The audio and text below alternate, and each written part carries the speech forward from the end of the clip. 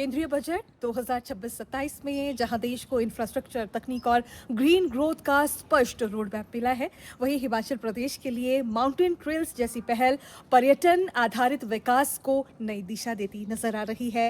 राज्य अब अपने प्राकृतिक संसाधनों और केंद्र की योजनाओं के जरिए विकास की नई राह तराश रहा है।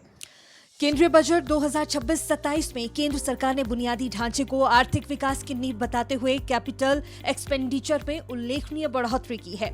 वित्त वर्ष 2027 के लिए पूंजीगत व्यय का लक्ष्य 12,02,000 करोड़ तय किया गया है, जो पिछले वर्ष की तुलना में करीब 9% अधिक है।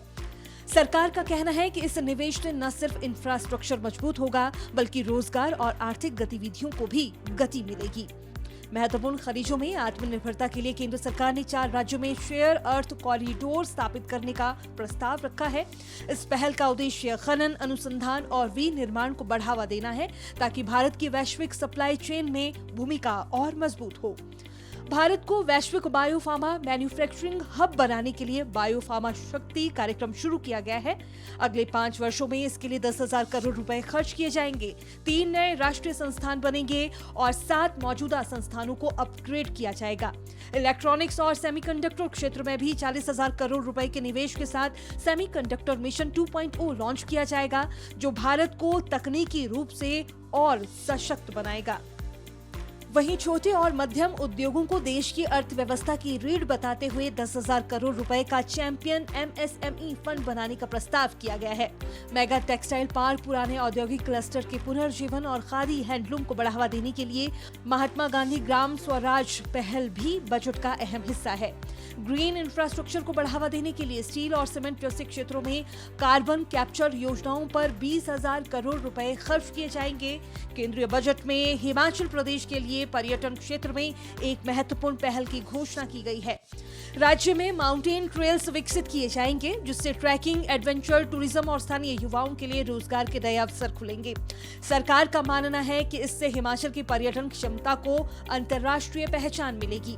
वहीं 16वें वित्त आयोग की सिफारिशों के बाद राज्य अब केंद्र प्रायोजित योजनाओं, इंफ्रास्ट्रक्चर निवेश और पर्यटन आधारित अर्थव्यवस्था पर अधिक फोकस करेगा।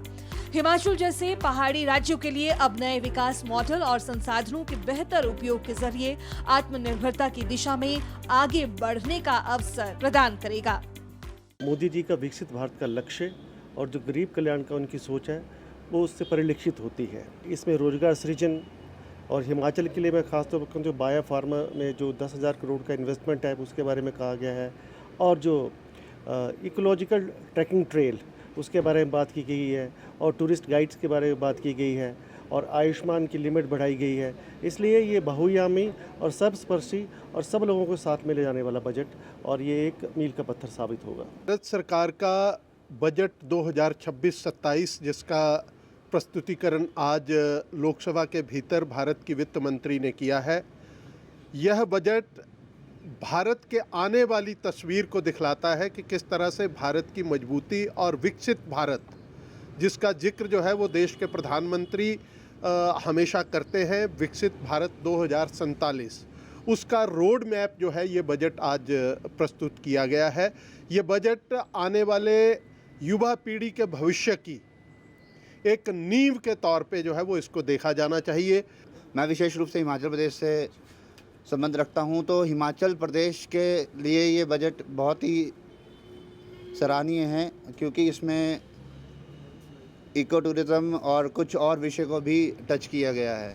कुल मिलाकर केंद्रीय बजट 2026-27 देश के लिए विकास और निवेश का विजन पेश करता है, और हिमाचल प्रदेश के लिए ये बजट पर्यटन, इंफ्रास्ट्रक्चर और आत्मनिर्भर विकास के नए अवसर लेकर आया है।